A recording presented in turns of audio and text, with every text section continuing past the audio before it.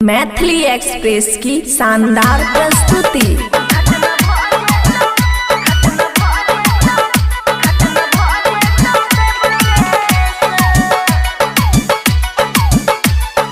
माया recording studio Rajanpur Saharsa.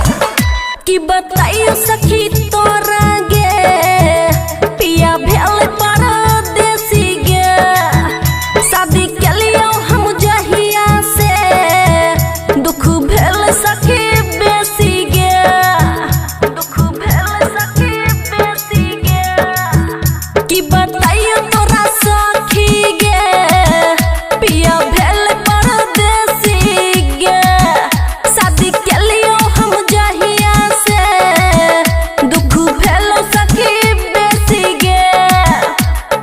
देवरा हमर बड़ा छौ गे खेलारी पिया बुझो नहीं खतरा गे, देवरा हमर बड़ा छौ गे खेलारी पिया बुझो नहीं खतरा गे।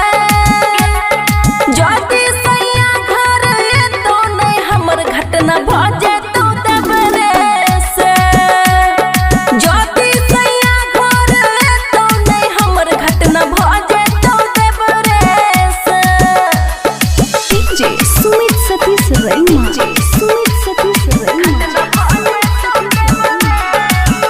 मिक्स बाय अमन अकेला।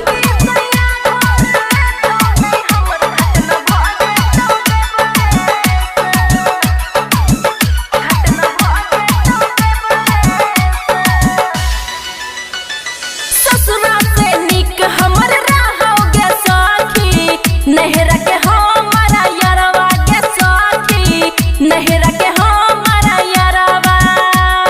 छोला भटूरा खिया के गे सखी, जुड़वो हमर जुड़ा गे सखी, जुड़वो हमर जुड़ा, जुड़वो हमर जुड़ा।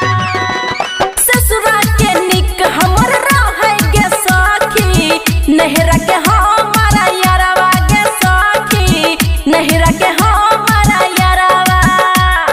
छोला भटूरा खिया के गे सखी, जुड़वो हमर जियुरवा गे सखी, जुड़वो हमर जियुरवा। जरो जवानी का बोडालो नहीं पानी रोजे सुतल के तकिया गे, जरो जवानी का बोडालो नहीं पानी रोजे सुतल के तकिया गे। जदी सैया घर एतो नहीं हमर घटना भ जेतो देवरे से, जदी सैया घर एतो नहीं हमर घटना भ जेतो देवरे से। डीजे सुमित सतीश रैमा, सुमित सतीश रैमा।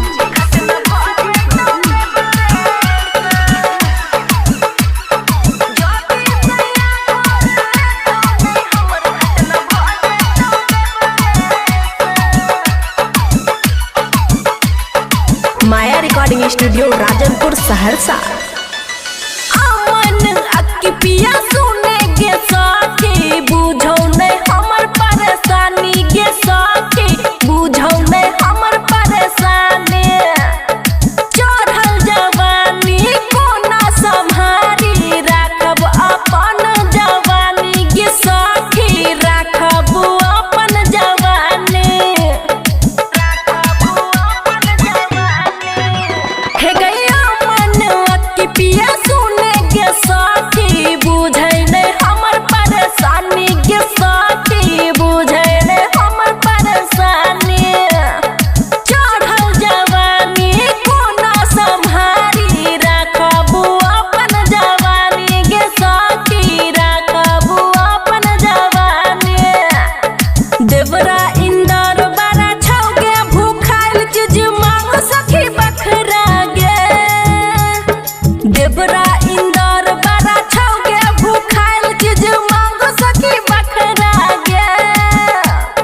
जदी सैया घर एतो नहीं हमर घटना भ जेतो देवरे से, जदी सैया घर एतो नहीं हमर घटना भ जेतो देवरा से। माया रिकॉर्डिंग स्टूडियो राजनपुर सहरसा।